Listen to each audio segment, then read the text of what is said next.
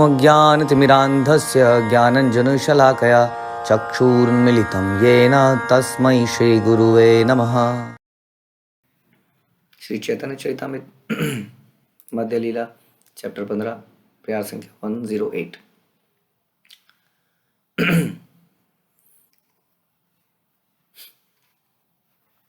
तो पवित्र नाम के बारे में हमने काफी कुछ सुना। चैतन्य महाप्रभु स्वयं पवित्र नाम की इम्पोर्टेंस को यहाँ पर हमें बता रहे हैं। और जैसे हम बोलते हैं कि हमें सबसे बड़ा उपहार यदि कुछ मिला है तो यही मिला है, लेकिन इसकी इम्पोर्टेंस हम भूल जाते हैं और नाम जप में अक्सर थोड़ा कैजुअल बिहेवियर हमारा हो जाता है।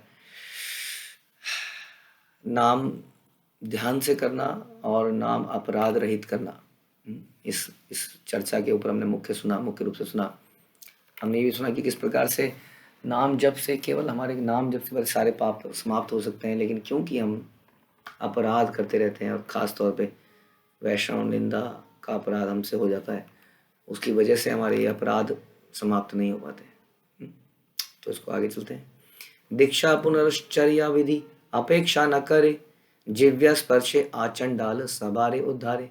ना तो दीक्षा लेने की आवश्यकता है, ना दीक्षा के पूर्व के आवश्यक कृत्य करने की। मनुष्य को केवल होठों पर पवित्र नाम लाना होता है। इस प्रकार अधम से अधम व्यक्ति भी का भी उद्धार हो जाता है। वास्तव में अगर हम शास्त्रों को और डिटेल में पढ़ेंगे तो स्वयं कई जगह पे रूप गोस्वामी ने ही खुद बताया कि दीक्षा लेना एक is one of the step. पादव क्या है, गुरु आश्रय हम जब लेते हैं तो वो बड़ा इंपॉर्टेंट स्टेप है दीक्षा लेना। लेकिन यहाँ पर इसको इस तरीके से बताया जा रहा है कि कई बार लोग क्या करते हैं कि केवल दीक्षा लेने के लिए भक्ति करते हैं। उनके लिए दीक्षा लेना बड़ा इंपॉर्टेंट हो जाता है। बहुत सारे लोग ऐसे मिलेंगे जो दीक्षा तो ले चुके हैं लेकिन कोई भी नियम का पालन नहीं कर रहे हैं, या दीक्षा लेने के बाद बड़े कैजुअल हो जाते हैं कि अब तो दीक्षा मिल चुकी है। वास्तव में दीक्षा लेना इज नॉट अ गारंटी कि आप भगवत धाम में चले जाएंगे। भगवत धाम में जाने का एक ही मार्ग है जो यहाँ बताया जा रहा है, हरि नाम। दीक्षा लेने से क्या होता है, हमारा संबंध जुड़ता है। लेकिन यदि कोई बाप का बेटा है और सारे बुरे काम करता है तो क्या बाप उसको रिकमेंड करेगा कहीं पर? क्या उसको है ना अपनाएगा? He has to serve the father also. उसी तरीके से केवल दीक्षा लेके गुरु का शिष्य बन जाना या शिष्य बन जाना किसी व्यक्ति का डज नॉट गारंटी कि आप भगवत धाम में चले जाएंगे। ध्यान रखिए, हमें भक्ति को हमेशा ही दीक्षा कहते हैं एक तरह से बीज है जो डाला जाता है। उस बीज में डालने से पहले, बीज को जहाँ डाला जाता है उस बीज को, उस जमीन को पहले उपजाऊ बनाया जाता है ना। उसमें खरपतवार हटाई जाती है, उसको खुदाई उसकी करी जाती है, उसमें खाद डाली जाती है ना, तब जाके उसमें बीज डाला जाता है। तो पहले तो हमें अपना चित्त को अपनी साधना से कितना शुद्ध करना पड़ेगा, तब जाके बीज डलेगा। और उसके बाद में बीज डालने से तो फल नहीं आ जाता ना। बीज डालने के बाद उसका पानी देना पड़ता है, निरंतर उसकी केयर करनी पड़ती है। उसमें बहुत सारे जानवर आने लगते हैं, उन जानवरों से उसको बचाना पड़ता है, तब जाके वो एक दिन बड़ा होके फूल या फल देता है। तो ये समझने का विषय है। यहाँ पर यही बताया जा रहा है कि नाम नहीं ले रहे हैं, वैष्णव अपराध करे जा रहे हैं और कह रहे हैं कि हम दीक्षित हैं, उसका कोई लाभ नहीं है। 1% भी आप ये मत सोचिए कि हम भगवान के धाम चले जाएंगे, सब बिल्कुल भी नहीं है। हाँ, लेकिन वही प्रोसेस है, उसी से लाभ होता है। तो इसे वो लेना भी अनिवार्य है। यानी कि दोनों कार्य हमें बड़े ज़रूरी हैं वास्तव में देखा जाए तो। श्री जीव गोस्वामी ने अपनी पुस्तक भक्ति संदर्भ में दीक्षा की व्याख्या की है। दीक्षा वह विधि है जिससे मनुष्य दिव्य ज्ञान को जागृत कर सकता है और अपने सारे पाप कर्मों के फलों को क्षय कर सकता है। प्रामाणिक शास्त्रों के अध्ययन में पटु व्यक्ति इस विधि को दीक्षा नाम से जानता है। तो दीक्षा के विधान मतलब जिसमें मनुष्य दिव्य ज्ञान जागृत करता है। और दिव्य ज्ञान जब जागृत करता है तो क्या मतलब है? व्हाट इज दिव्य ज्ञान? दिव्य ज्ञान हृदय प्रकाशित है। दिव्य ज्ञान ये है कि भगवान कृष्ण ही परमेश्वर है और मैं उनका एक नित्य दास हूँ। और जैसा हमें पता है कि वैष्णवों की सेवा करना, नाम का जप करना मेरा एकमात्र जीवन का उद्देश्य है। भले ही कोई ब्राह्मण कुल में क्यों ना उत्पन्न हुआ हो, वह दीक्षा तथा जनेऊ के बिना वैदिक कर्मकांड संपन्न नहीं कर सकता। बताया जा रहा है कहाँ पर? हरि भक्ति विलास में, कि चाहे कोई ब्राह्मण के कुल में ही क्यों ना उत्पन्न हुआ हो। लोग ब्राह्मण के कुल में पैदा होते हैं और थोड़े दिनों में कई बार जनेऊ संस्कार कर देते हैं, उसको जनेऊ बना देते हैं। कोई क्वालिटी, कोई कार्य ब्राह्मण का वो नहीं करते हैं। ध्यान रखिए, पंडितचारी करना, पुरोहिती करना ब्राह्मण का कार्य नहीं है। ब्राह्मण तो बल्कि कभी भी धन के लिए कोई कार्य करता ही नहीं है। वो तो शास्त्रों का अध्ययन करता है, अध्ययन कराता है, यज्ञ करता है, हरिनाम करता है, हरिनाम कराता है, दान देता है और दान दिलवाता है। ये मुख्य काम ब्राह्मण के हैं। अब ये काम नहीं कर रहे हैं लेकिन जनेऊ धारण कर लिया है, तो बता रहे हैं चाहे ब्राह्मण कुल में पैदा हो, जनेऊ धारण किया हो, लेकिन वो कर्मकांड, वैदिक कर्मकांड संपन्न नहीं कर सकता। ब्राह्मण कुल में जन्म लेने पर भी मनुष्य दीक्षा तथा यज्ञोपवीत संस्कार के बाद ही ब्राह्मण बनता है। यानी कि दीक्षा लेने से मतलब आप समझ लीजिए, यानी कि is chanting for example for ISKCON 16 rounds, 16 माला वो जप रहा है लगभग 2 साल से कम से कम। उसके बाद में चारों नियमों का पालन कर रहा है 2 साल से कम, नियम आप जानते ही हैं। तो इस प्रकार से वो कम से कम ये सब कर रहा है तब जाके, और उसके बाद में यदि उसको खुद वैदिक अनुष्ठान करने हैं तो भी उसको फिर क्या करना पड़ेगा, ब्राह्मण दीक्षा लेनी पड़ेगी, जिसमें और कई साल लगेंगे। ब्राह्मण के रूप में दीक्षित हुए बिना वह ठीक से पवित्र नाम की पूजा नहीं कर सकता। वैष्णव नियमों के अनुसार मनुष्य को ब्राह्मण रूप में दीक्षित होना चाहिए। और हरि भक्ति विलास में विष्णु यामल का निम्नलिखित उद्धरण दिया गया। प्रामाणिक गुरु से दीक्षा प्राप्त किए बिना मनुष्य के सारे कार्य, भक्ति कार्य व्यर्थ हो जाते हैं। प्रामाणिक गुरु से दीक्षा प्राप्त किए बिना जिस व्यक्ति को ठीक से दीक्षा नहीं होती वह पुनः पशु योनि में चला जाता है। प्रामाणिक गुरु की शरण में जाना हर मनुष्य का धर्म है। उसे अपना तन, मन तथा बुद्धि सब कुछ देकर गुरु से वैष्णव दीक्षा लेनी चाहिए। ये है मतलब खाली दीक्षा एक तरह से आजकल के समाज में एक फैशन बन चुका है। कई लोग कहते हैं हमारी दीक्षा तो बचपन में हो गई थी, हमने तो वहां से ले रखी है, हमने तो वहां से। पहली बात हम जानते ही नहीं कि जिससे दीक्षा ली क्या वो गुरु परंपरा है, एक वैलिड गुरु परंपरा है 4 परंपराओं में से। उसके बाद क्या हमने समर्पित किया अपने आप को, क्या हमने अपना सर्वस्व त्यागा गुरु के लिए, और क्या हमने इन नियमों का पालन किया, क्या हमने शास्त्रों का अध्ययन, पठन, प्रचार कार्य किया। तो ये उसका धर्म क्या है कि तन से, मन से, बुद्धि से सब कुछ देकर वैष्णव दीक्षा लेनी चाहिए। और आगे बताया गया भक्ति संदर्भ में, जब कांसे को पारे से स्पर्श किया जाता है तो वह रासायनिक क्रिया द्वारा सोने में बदल जाता है।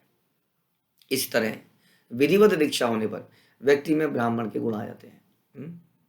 उसके बाद बताया गया फर्दर, प्रभुपाद बहुत सारे श्लोक लिख रहे हैं ताकि कहीं कंफ्यूजन ना हो जाए किसी को।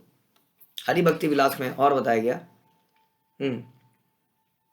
प्रातः, दोपहर तथा सायंकाल अर्च विग्रह का पूजन, हरे कृष्ण मंत्र का कीर्तन, तर्पण, अग्नि, यज्ञ तथा ब्राह्मणों को भोजन कराना चाहिए। ये पांचों कार्य पुरश्चर्या कहलाते हैं। प्रातः और दोपहर, और सायंकाल हम लोग आरतियां पूजा करते ही हैं, हरे कृष्ण मंत्र हम जब करते ही हैं, तर्पण, अग्नि, यज्ञ और ब्राह्मण को भोजन कराना। गुरु से दीक्षा लेते समय पूर्ण सफलता प्राप्त करने के लिए पहले इन पुरश्चर्या कार्यों को संपन्न करना चाहिए। लेकिन खासतौर पे आप देखेंगे शास्त्रों में बहुत सारी विधियां बताई गई होंगी, हम कई बार कंफ्यूज जाएंगे और लोग कंफ्यूज हो ही जाते हैं। कहीं पर कुछ पढ़ते हैं तो वो करने लगते हैं। हमें वो करना होता है जो हमारे गुरु ने सिस्टम बनाया गया है। जैसे शिला प्रभुपाद ने इस्कॉन के अंदर एक सिस्टम बनाया कि मॉर्निंग में ये होना है, फिर ये होना है, फिर ये होना है, उसी के अंतर्गत रहना चाहिए। ज़्यादा करने का प्रयास करना भी कई बार गलत हो जाता है, क्योंकि हमें इसका मतलब श्रद्धा नहीं है अपनी परंपरा पे, अपने गुरु पे। तो हम ज़्यादा करने का प्रयास कर रहे हैं। हम कह रहे हैं अरे इन्होंने तो ये नहीं बताया, मुझे ये भी कर लेना चाहिए। मुझे कहीं पे कोई गए थे, किसी ने कुछ बोला, हाँ मैं ये भी कर लेता हूँ। तो कई बार लोग ज़रूरत से ज़्यादा बहुत सारी चीज़ें कर रहे होते हैं और गुरु द्वारा बताई गई चीज़ों पर विश्वास नहीं होता, श्रद्धा नहीं होती, सरेंडर नहीं होता।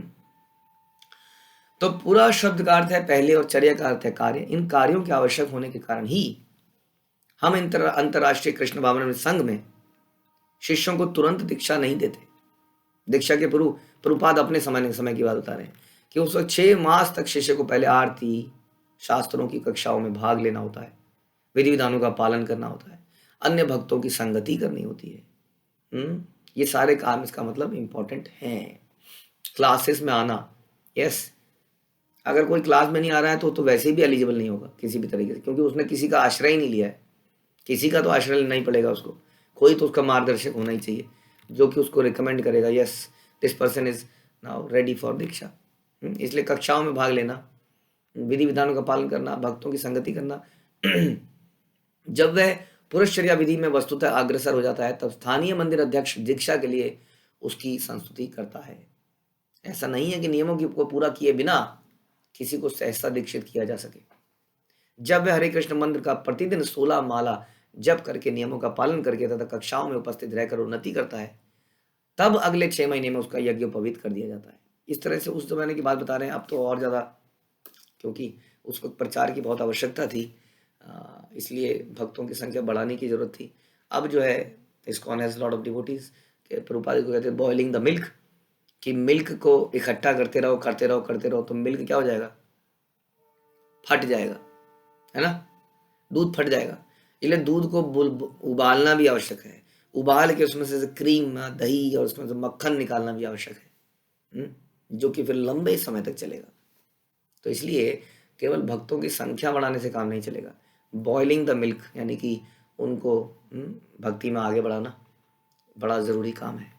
हाँ, इसलिए केवल संख्या बढ़ाने से काम नहीं चलेगा। इसलिए उस जमाने में ऐसा होता था। अब क्या हो गया, अब धीरे धीरे नियम और कड़े हुए हैं। अब 2, 3, 4, 5 सालों में लोगों की दीक्षा होती है, तब तक उनको पूरा परखा जाता है कि 5 साल में हो जाती है अब तो, कि वो कंसिस्टेंट है कि नहीं। क्योंकि कई लोग क्या करते हैं कि 16 माला पे आ जाते हैं और कुछ महीने करते हैं और अचानक से ख़त्म हो जाते हैं। तो इस प्रकार से कंसिस्टेंटली अगर आप कर पा रहे हैं इन नियमों का पालन, जीवन में कई उतार चढ़ाव होते हैं। अगला यानी कि 3-4 साल अगर रुक जाए तो बहुत सारे उतार चढ़ाव हर किसी के जीवन में 3-4 साल में आ ही जाते हैं। अगर उसमें भी वो कंसिस्टेंटली इसको कर पाया, तभी वो एलिजिबल है इस चीज़ के लिए। तो ये यहाँ पे बताया जा रहा है। ओके, श्रील जीव गोस्वामी ने अपने ग्रंथ भक्ति संदर्भ में अर्च वगैरह की पूजा और दीक्षा के महत्व का वर्णन इस प्रकार किया है। श्रीमद् भागवत का मत है कि अर्च वगैरह की पूजा की प्रक्रिया वास्तव में आवश्यक नहीं है। ठीक उसी तरह जैसे पंचरात्र और अन्य शास्त्रों द्वारा निर्धारित आदेशों का पालन करना आवश्यक नहीं है। ध्यान से सुनिए, इसलिए कंफ्यूज होने की जरूरत नहीं है कि अग्नि का यज्ञ करना पड़ेगा क्या ये करना पड़ेगा। इसलिए जो प्रभुपाद ने हमारे लिए दिया है वो कंप्लीट है अपने आप में। भागवत का आदेश है कि अर्च वगैरह की पूजा संपन्न किए बिना भी मनुष्य किसी अन्य भक्ति विधि से मानव जीवन को पूरी तरह सफल बना सकता है, जैसे भगवान के चरणों पर उनके संरक्षण के लिए स्वयं को समर्पित करने मात्र से, आत्मनिवेदनम। फिर भी श्री नारद तथा उनके उत्तरवर्तियों के मार्ग पर चलने वाले वैष्णव गुरु द्वारा दीक्षित होकर उनकी कृपा प्राप्त करके भगवान से निजी संबंध जोड़ने का प्रयास करते हैं। और इस परंपरा में दीक्षा के समय भक्तों को अर्च विग्रह पूजा शुरू करनी पड़ती है। यानी कि कुछ मात्रा में, प्रभुपाद ने बताया कि कुछ मात्रा में, जैसे हम लोग आरती कर लेते हैं मॉर्निंग में इस तरह से या भोग लगाते हैं, इतना प्रोसेस हमारे लिए इनफ है। नहीं तो अर्च विग्रह की पूजा का तो इतना लंबा चौड़ा प्रोग्राम है कि हम उसको कभी कर ही ना पाए, और अगर हम यदि उसको करने लग जाएं तो हम पूरे दिन में और कुछ ना कर पाए।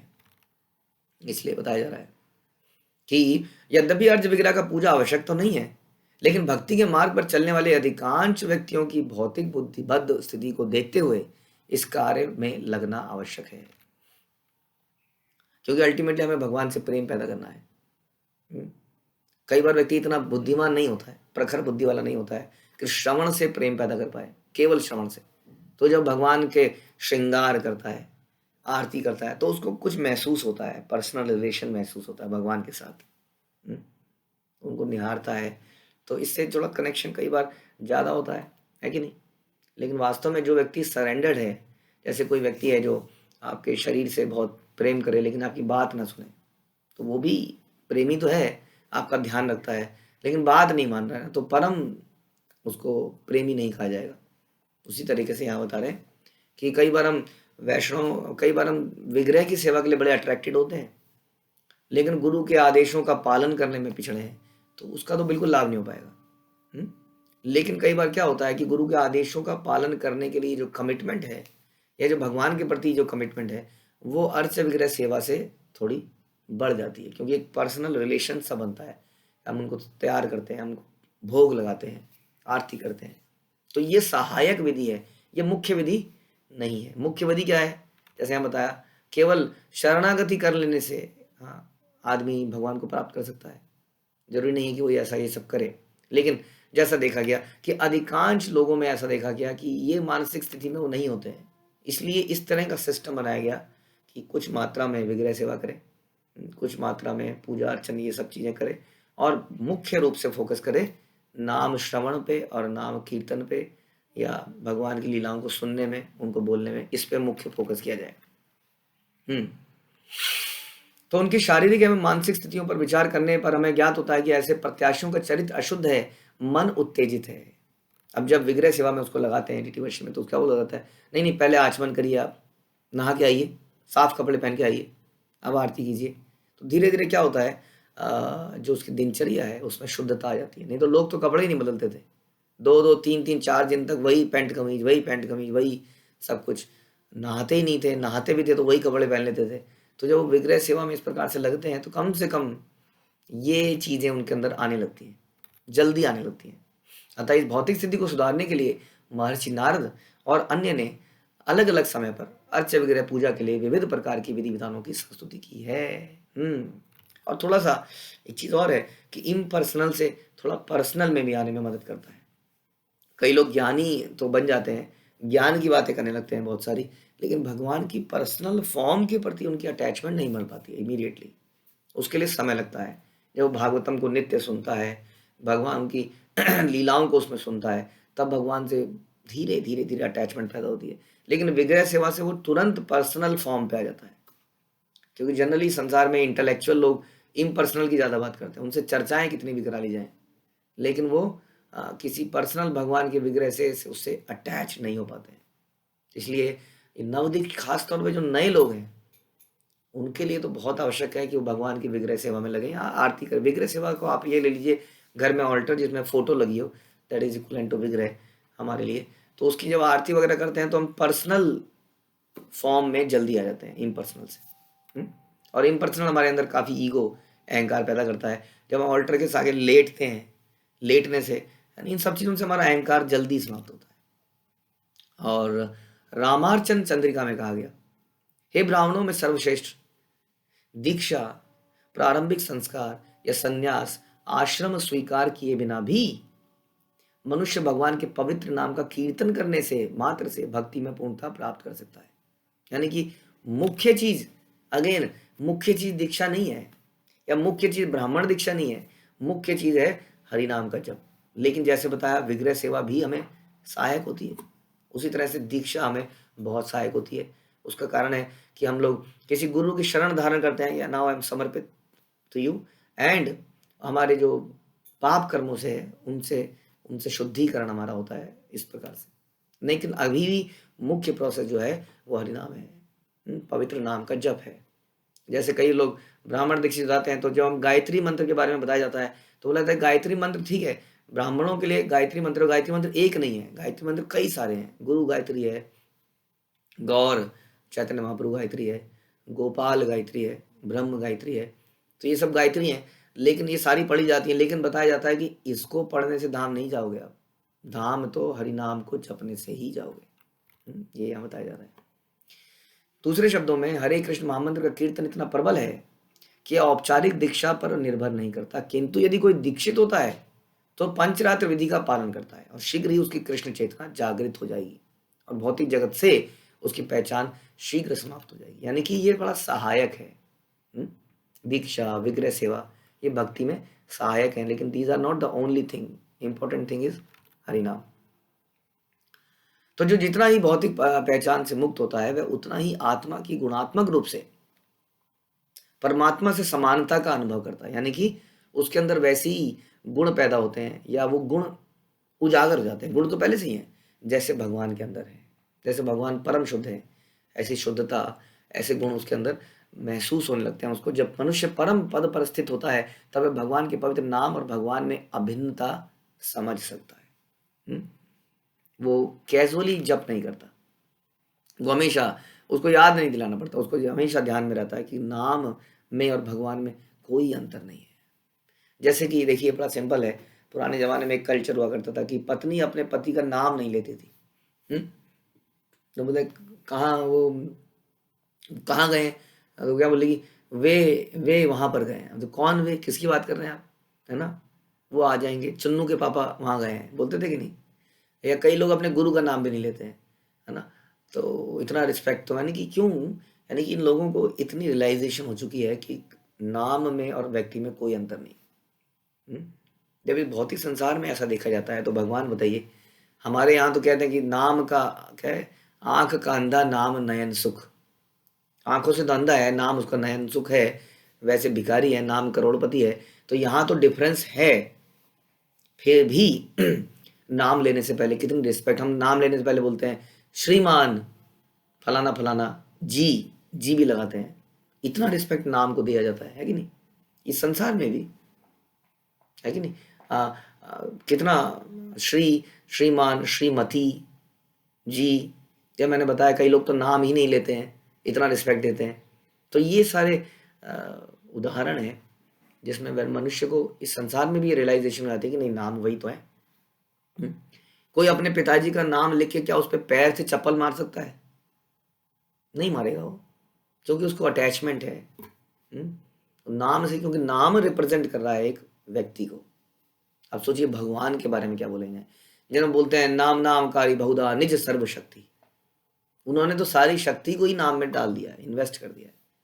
हम तो नहीं डाल पाते हैं ना, हमारे नाम में हमारी शक्ति नहीं होती है, हमारी कोई शक्ति नहीं है, लेकिन भगवान ने तो सारी शक्ति डाल रखी है, तो उनके नाम के प्रति वो बड़ा सचेत हो जाता है। लेकिन इस प्रोसेस में थोड़ा समय लगता है, जब करते रहते हैं, शुद्धिकरण होता रहता है, तब ये रियलाइजेशन होती है। इसलिए बाकी जो प्रोसेस हैं उससे पहले वो ज़रूरी हो जाते हैं। श्रवण तो देखिए हमेशा ही ज़रूरी है, श्रवण कीर्तन, लेकिन उसके अलावा जैसे हमने बताया शुद्धिकरण के लिए हम लोग विग्रह सेवा, अर्च विग्रह, पूजन, अर्चन पूजन करते हैं, क्योंकि हमारी आदतें बहुत बिगड़ चुकी हैं इस समाज में। हमारे खाने की, पीने की, सोने की, कपड़े पहनने की, ये सारी रेगुलेट होती हैं इन विधियों से। तो दीक्षा, विग्रह सेवा, ये चीज़ें हमारी भक्ति को बढ़ाने के लिए बड़ी सहायक हैं। तो अनुभूति की इस अवस्था में भगवान के पवित्र नाम अर्थात हरे कृष्ण मंत्र की पहचान किसी भौतिक ध्वनि से नहीं की जा सकती। यदि कोई व्यक्ति हरे कृष्ण महामंत्र को भौतिक ध्वनि मानता है तो उसका पतन हो जाता है। भगवान के पवित्र नाम को साक्षात भगवान स्वीकार करके उसकी पूजा और कीर्तन करना चाहिए। इसलिए मनुष्य को प्रामाणिक गुरु के निर्देशन में शास्त्रों के आधार पर सम्यक रीति से दीक्षा लेनी चाहिए। ऑल्दो यहाँ पे बोला जा रहा है, चैतन्य महाप्रभु बोल रहे हैं कि दीक्षा की कोई जरूरत नहीं है, इसलिए पर्पट्स आर वेरी इंपॉर्टेंट। कोई व्यक्ति पढ़ेगा इस श्लोक को, कहेगा दीक्षा की क्या जरूरत है, देखो चैतन्य महाप्रभु बोल रहे हैं।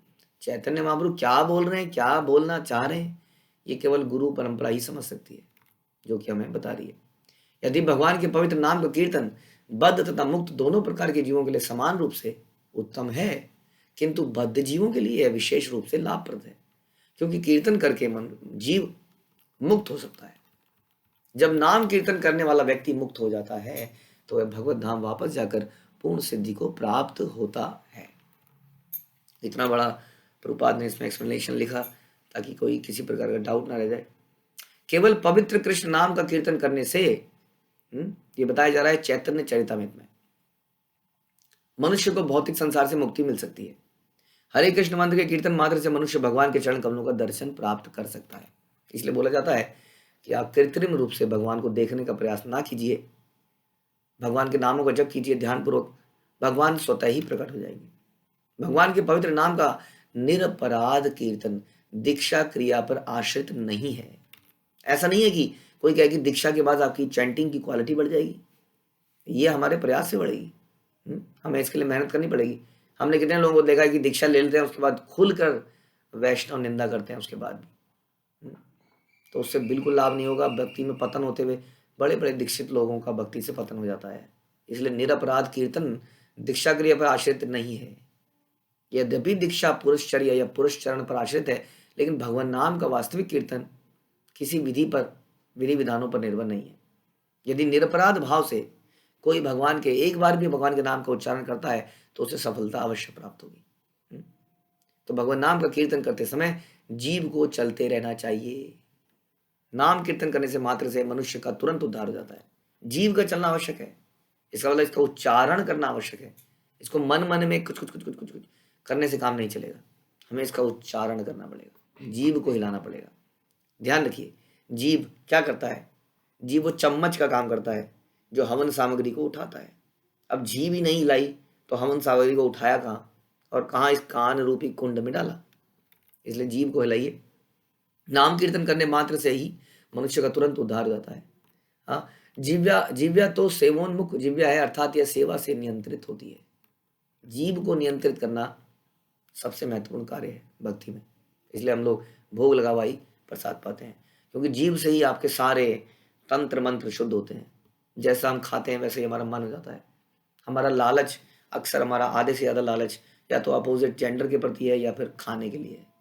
इसलिए खाना और ये जनेंद्रियों को कंट्रोल करना, ये दोनों बड़े इंपॉर्टेंट काम है। और कहते हैं कि जनेंद्रियों पे कंट्रोल भी तभी होता है जब जीव पे कंट्रोल होता है। कोई जाति बहुत ही लेविश मसालेदार खाता है तो उसके अंदर लस्टी फीलिंग ज़्यादा आती है। हाँ, खास तौर पे इसलिए हम कहते हैं कि रात को अगर बहुत ज़्यादा ऑपुलेंट खाना खाएंगे तो वो कहीं एनर्जी में लगता तो है नहीं बॉडी में अंदर, है ना। तो वो कहाँ लगता है, वो ऐसी इच्छाएं पैदा करने में लगता है और रात्रि में फिर व्यक्ति पाप कर्म करता है। तो इसलिए जीव को कैसे कंट्रोल किया जाए, यहाँ बता रहे हैं कि जीव को सेवा में लगाकर नियंत्रित किया जा सकता है। दो प्रकार की सेवा जीव करती है, हरे कृष्ण महामंत्र का जप और भगवान का प्रसाद ग्रहण करना। इस प्रकार से हमारी जीविया कंट्रोल में आती है। जिसकी जीव भौतिक वस्तुओं के आस्वादन तथा उनके विषय में बातें करने में लगी है, वो जीव अपनी जीव का परम अनुभूति के लिए उपयोग नहीं कर सकता है। Yes, this is truth. संसार में अधिकतर लोग केवल खाने की चर्चाएं करना चाहते हैं, खाना चाहते हैं बढ़िया, और उसी से रिलेटेड चर्चाएं भी करना चाहते हैं। आज तुमने ये बनाया, कल हम ये बनाएंगे, वहाँ पर ये अच्छा मिलता है, यहाँ ये अच्छा मिलता है, इसको खाएंगे। तो देखेंगे आप पूरा दिन लोगों का खाना खाना खाने के बारे में चर्चाएं करने में निकल जाता है। जैसे एक जानवर का पूरी दिनचर्या खाना, वो जैसे ही उठता है उसकी जीभ चल जाती है, तुरंत खाना चाहता है कुछ। वैसे ही मनुष्य जैसे ही उठता है तुरंत देखता है, आजकल तो नमकीन और पैकेट्स, ये आधा बेड़ा गर्क तो ये पैकेट्स ने किया मुझे लगता है। ये जो प्लास्टिक है, ये प्लास्टिक तो अभिशाप बन गया है हमारे लिए। प्लास्टिक के छोटे मोटे टुकड़े लटके रहते हैं किसी दुकान पर, और हमारे बच्चे भी बड़े आकर्षित हो जाते हैं उससे। छोटे छोटे पता नहीं क्या छल्ले है, क्या क्या नहीं मिलता है, टॉफियाँ, पैकेट्स, बिस्किट्स, और सब प्लास्टिक के पैकेट रेडीली अवेलेबल। आप उठते ही आपने हाथ मारा टेबल पे और तुरंत कुछ खाया, फिर चाय पी के साथ 2-4 पैकेट फाड़ डाले, इसकी भुजिया और उसकी भुजिया और उसके नमकीन और उसका कुरकुरे और उसका ये और उसका वो। कोई कंट्रोल नहीं है।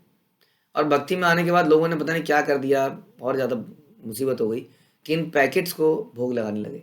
हम सोच सकते हैं राघव पंडित की कथा, जिसमें नारियल को उन्होंने केवल टच किया था, उनके नौकर ने, और नारियल को टच करने से पहले उन्होंने छत को छू लिया था, तो उन्होंने कहा नारियल को फेंक दो, थ्रो इट अवे। और हम लोग ऐसे पैकेट्स को भोग लगाते हैं तो न जाने कहाँ कहाँ से बन के आया होता है, और हम भगवान को ऑफर करते हैं। सोचिए, पत्रम पुष्पम फलम तो यो में भक्त्या प्रयच्छति, जो मुझे भक्ति से प्रदान करता है। कहाँ है इसमें भक्ति, बताइए। क्या हम जानते हैं कि किस हालत में वो बनाया गया होगा, कैसी मशीनों से गुजरा होगा, कैसे लोगों ने उस पर हाथ लगाया होगा। क्या ये इंश्योर किया जाता है फैक्ट्रियों में कि व्यक्ति मल त्याग के नहा के आया होगा फैक्ट्री के मजदूर? आपको लगता है कि सारे फैक्ट्री के मजदूर मल त्याग के नहा के ही फैक्ट्री में आते होंगे? ऐसा किसी कंपनी ने रूल बनाया आज तक, सुना आपने कहीं कि कपड़े बदल के आया होगा? हाँ, कई बार काम करते करते वो अपना थूक ही लगा देते हैं, कई बीड़ी पीते पीते काम कर रहे होते हैं, कई कैसे कैसे काम कर रहे होते हैं, मशीन ऑपरेटर होते हैं। उन चीज़ों को हम भोग लगा देते हैं। हमने सुना था पहले कि ये भी एक प्रकार का अपराध है, भौतिक लोगों ऐसी चीज़ों को, बनी हुई चीज़ों को भगवान को ऑफर करना। भगवान को हम शुद्धतम चीज़ ऑफर करना चाहते हैं, लेकिन क्या करें हम लोग। इसलिए कोशिश कीजिए कि हम इन चीज़ों पे अपनी डिपेंडेंसी को कम करें, जो पैकेट फूड मिलता है। लेकिन कई बार हम बोलते हैं तो खास तौर पे हमारी माताएं अंदर ही अंदर नाराज होने लगती हैं, ऐसा थोड़ी होता है, ऐसा कैसे हो सकता है। तो शास्त्रों को पढ़ेंगे तो आपको समझ में आएगा, शास्त्र तो यही कह रहे हैं। राघव पंडित का एग्जाम्पल आपको क्या नहीं दिखा रहा है? क्या ये नहीं सिखा रहा कि कैसी चीज़ भगवान को ऑफर करनी चाहिए? लेकिन इतना प्रेशर है, समाज को बदलना हमारे लिए तो कई बार मुश्किल हो जाता है। इसलिए कई बार अलाउ कर दिया जाए, ठीक है जी करिए, लेकिन ये स्वतः से पैदा होना चाहिए हमारे अंदर कि हम ऐसी चीज़ क्यों खाएं और क्यों भोग लगाएं। खासतौर पे हमारे बच्चे तो समझ रहे हैं, वो खुद ही मना कर दें, मम्मी हम ये नहीं खाएंगे, क्योंकि बाजार में गंदगी इस तरीके से बनाया गया है। तो भौतिक इंद्रियों के से मनुष्य भगवान के पवित्र नाम या उनके रूप, कार्य और लीलाओं को समझ नहीं सकता। किंतु जब वास्तव में भक्ति में लग जाता है और अपनी जिह्वा का उपयोग करता है, तब उसे भगवान की अनुभूति होती है। तो इस तरह से बताया गया, इन कुंठित भौतिक इंद्रियों के द्वारा भगवान के दिव्य नाम रूप कार्य लीलाओं को समझ नहीं सकते, वे तो स्वतंत्र रूप से व्यक्त होते हैं। तो मुख्य तौर से हमने समझा कि अपनी जीवा का प्रयोग कैसे करना है भगवान का नाम लेने के लिए, प्रसाद पाने के लिए। प्रसाद किसको कहा जाएगा? जो बड़े प्रेम से बनाया जाए, बड़े प्रेम से ऑफर किया जाए। ओके। अनुषंग फले करे संसारे रक्षाय, चित्त आकर्षिया कराए कृष्ण प्रेमोदय। भगवान के पवित्र नाम के कीर्तन द्वारा मनुष्य भौतिक कामों के बंधन का विनाश करता है। इसके बाद वह कृष्ण के प्रति अत्यधिक आकृष्ट होता है और इस तरह सुप्त कृष्ण प्रेम का उदय होता है। तो प्रेम का उदय कैसे होता है? नाम कीर्तन से। नाम कीर्तन से हमारे अंदर के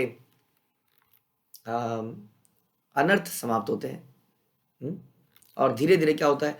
कृष्ण के प्रति हम अट्रैक्ट होने लगते हैं, भौतिक काम लस्ट इत्यादि समाप्त होने लगते हैं और कृष्ण प्रेम का उदय होता है। नाम प्रेम से, नाम संकीर्तन से ही ये सारी चीजें होती हैं। और पद्मावली से ये लिया गया। आकृष्टीकृत चेतसांसु मनसा मुच्चाटनम चाहसाम आचंडालम मूक लोक सुलभो वश्यश्च मुक्तिश्रियः नो दीक्षां न च सत्क्रियां न च पुनश्चयां मनागीक्षते मंत्रोऽयं रसनां स्पृगेव फलति श्री कृष्ण नामात्मकः। भगवान कृष्ण का पवित्र नाम अनेक संत एवं उदार लोगों के लिए अत्यंत आकर्षक है। संतों के लिए, उदार लोगों के लिए आकर्षक है। यह सारे पापों का संहार करने वाला है और इतना शक्तिशाली है कि गूंगों के अतिरिक्त जो इसका उच्चारण नहीं कर सकते, अधम से अधम व्यक्ति चंडाल तक के लिए सहज उपलब्ध है। कृष्ण का नाम मुक्ति के ऐश्वर्य का नियामक है और यह कृष्ण से अभिन्न है। जीव के नाम का स्पर्श करते ही तुरंत प्रभाव पड़ता है। नाम कीर्तन दीक्षा पुण्य कर्म या दीक्षा के पूर्व पालन किए जाने वाले पुरश्चर्या नियमों पर आश्रित नहीं है। पवित्र नाम इन सारे कार्यों की प्रतीक्षा नहीं करता, वह स्वयं में पर्याप्त है। यानी कि बिल्कुल भी आवश्यक नहीं है कि कोई यज्ञ किया जाए, बिल्कुल भी आवश्यक नहीं कोई कर्म कांड किया जाए, इधर उधर के व्रत रखे जाएं। नाम अपने आप में संपूर्ण है। इसलिए किसी को हरिनाम की महिमा की बताने हो तो ये देखिए, सारे जो आप श्लोक सुन रहे हैं हरिनाम की महिमा के बारे में बता रहे हैं। लेकिन हम किसी अजनबी को हरिनाम की महिमा नहीं बताते हैं। ये हम भक्तों के लिए है जिन्होंने हरिनाम की प्रैक्टिस शुरू करी है। और ये उन बच्चों के लिए है क्योंकि बच्चों के अंदर अभी इतनी समझ नहीं है। कम से कम इतना समझ लीजिए कि हरिनाम बड़ा इंपॉर्टेंट है, इसको सोते हुए नहीं जपना है। इसके अंदर चालबाजी नहीं करनी है, झूठ नहीं बोलना है कि मेरी 4 माला हो गई, मेरी 10 माला हो गई और माला करी ना हो। ऐसा नहीं करना है कि झोले के अंदर हाथ खाली रखा हुआ है और जप नहीं कर रहे हैं। ऐसा नहीं कर रहा है कि जप करते हुए कुछ और ही सोचे जा रहे हैं। तो हमारे बड़े तो समझ गए नाम की महिमा को, लेकिन बच्चों के अंदर अभी इतनी प्रखर बुद्धि नहीं है। लेकिन वो ये समझ लें कि नाम बड़ा इंपॉर्टेंट वस्तु है, जीवन में सबसे इंपॉर्टेंट चीज़ है। इसलिए हरिनाम बड़ी ही सतर्कता से किया जाना चाहिए, इवन कम उम्र में भी। अतएव यार मुखे एक कृष्ण नाम से ही तब वैष्णव करी ताहर सम्मान। अंत में श्री चैतन्य महाप्रभु ने उपदेश दिया कि जो व्यक्ति हरे कृष्ण मंत्र का कीर्तन करता है वह वैष्णव माना जाता है, तो तुम उसका पूरी तरह सम्मान करो। तो याद होगा आपको, कुलीन ग्राम के लोगों ने पूछा था कि हमें भक्ति में कैसे आगे बढ़े। महाप्रभु ने बोला नाम जप करो और वैष्णव सेवा करो। तब उनका प्रश्न था कि वैष्णव कौन है? तो वैष्णव कौन है? जो नाम को इंपॉर्टेंस देता है, क्योंकि नाम का ये महत्व है जो आपने अभी तक सुना। वो वैष्णव है। जो व्यक्ति हरे कृष्ण मंत्र का कीर्तन करता है वह वैष्णव माना जाता है। यानी कि नाम की महिमा को जानता है, समझता है और इसका प्रैक्टिस करता है, इसका प्रयास करता है। शुद्ध नाम हो सकता है ना ले पा रहा हो, नामाभास कर रहा हो, नाम लेते हुए उसका अगर ध्यान इधर उधर जाता है तो भी वो वैष्णव माना जाता है, क्योंकि वो नाम प्रैक्टिस कर रहा है। तो उसका सम्मान करना है, उसकी हमें सेवा करनी है। ये हमारे जीवन का उद्देश्य होना चाहिए अगर हमें अपनी आध्यात्मिक उन्नति करनी है तो। ये दोनों ही अंग बड़े इंपॉर्टेंट है। इसका मतलब खाली नाम जप से भी यहाँ बताया गया। चैतन्य महाप्रभु ने भी 2 चीजें बोली, नाम जप और वैष्णव की सेवा। तो ऐसे वैष्णव का सम्मान करो। रूप गोस्वामी अपनी पुस्तक उपदेशामृत में कहते हैं कि जिस व्यक्ति को प्रमाणिक गुरु से दीक्षा प्राप्त हो चुकी है और जो श्रद्धापूर्वक नाम जपते हुए तथा गुरु के आदेशों का पालन करते हुए दिव्य पद पर स्थित है। कौन दिव्य पद पर स्थित है? जो श्रद्धा से नाम जपता है, और दूसरा जो गुरु के आदेश का पालन करता है। ये दो अगर काम कर रहे हैं तो हम ट्रांसीडेंटल पोजीशन पे हैं। समझिए, जरूरी नहीं है कि दिव्य पद पोजीशन पे हमारे सर में से कुछ लाइट निकलेगी, कुछ तेज निकलेगा। अरे प्रभु जी, आपके चेहरे में तो तेज है। हो सकता है कोई बिल्कुल काला आदमी हो, उसके चेहरे पे तेज आपको दिखे ही ना, क्योंकि तेज देखने के लिए भी अपने अंदर भी तेज चाहिए, वरना वो तेज दिखता नहीं है ना। एक अंधा कैसे देखेगा बताइए किसी सूर्य के तेज को? तो उसके अंदर भी तो तेज होना चाहिए कुछ उसको समझने के लिए। तो इसलिए दिव्य पद पर स्थित होने का मतलब है, क्या मतलब है? श्रद्धा पूर्वक नाम जपना और गुरु के आदेशों का पालन करना। जो ये कर पा रहा है परफेक्टली, वो दिव्य पद पर स्थित है। उसका उन्नत भक्त का उसका उन्नत भक्त को सम्मान करना चाहिए। श्रील भक्ति विनोद ठाकुर की टिप्पणी है कि गृहस्थों के लिए वैष्णव की सेवा करना सर्वाधिक आवश्यक है। वैष्णव की सेवा करना, इसलिए तो बोलते हैं कि वैष्णव के संग में किसी तरह से रहा जाए, उनकी सेवा को चुराया जाए। भक्ति विनोद ठाकुर कह रहे हैं वैष्णव की सेवा करना सर्वाधिक आवश्यक है। इवन नाम के अंदर रुचि, जो हम बोले जा रहे हैं, नाम के अंदर रुचि पैदा करने के लिए भी वैष्णव की कृपा की आवश्यकता होती है। जैसा हमने देखा नारद मुनि के एग्जाम्पल में, जिन्होंने केवल वैष्णव की सेवा करी, वो नाम के बारे में जानते भी नहीं थे, और उन वैष्णव की सेवा से उन्हें आशीर्वाद मिला कि वो नाम जप पाए और वो नारद मुनि बने। तो हमारे अंदर भी, हम सबको पता है, हमारे अंदर भी भक्ति का भाव जो पैदा होता है वो वैष्णव के शब्दों से ही पैदा हो रहा है। हाँ, तो उनकी सेवा करना हमारा अल्टीमेट पर्पस लाइफ का होना चाहिए। खासतौर पे गृहस्थों के लिए उसे इस बात पर विचार नहीं करना चाहिए कि वैष्णव दीक्षा प्राप्त है या नहीं है। हाँ, नहीं, ये तो सीनियर भक्त है, इसकी सेवा करेंगे, ये जूनियर भक्त है, इसकी सेवा नहीं करेंगे। दीक्षित होकर भी मनुष्य मायावाद दर्शन से कलुषित हो सकता है, किंतु जो व्यक्ति भगवान के पवित्र नाम का निरपराध कीर्तन करता है वह इस तरह कलुषित नहीं होता। समुचित दीक्षा प्राप्त वैष्णव अपूर्ण हो सकता है।